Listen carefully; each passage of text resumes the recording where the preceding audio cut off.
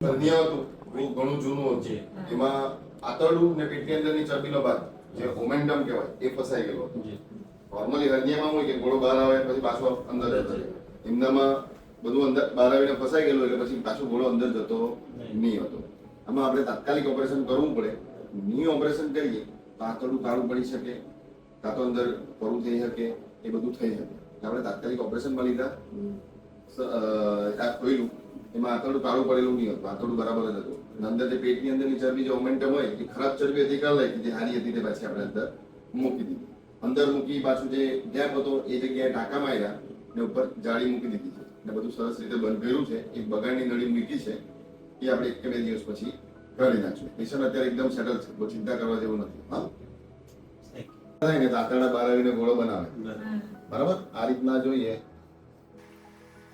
આ દુટીનો ભાગ, આ ગોળીનો ભાગ, અહીંયા એને હરનિયા હતું. ડાબી બાજુ બી થઈ શકે, આ જમણી બાજુ છે. હા તો અહીંયા આંતરડું ફસાઈ ગયેલું એટલે આ મોટું થઈ ગયેલું. એ પાછું આપણે અંદર નાખી ટાંકા માર્યા અહીંયા ને જાળી મૂકી દીધી અહીંયા. હા સરસ રીતે પતી ગયું.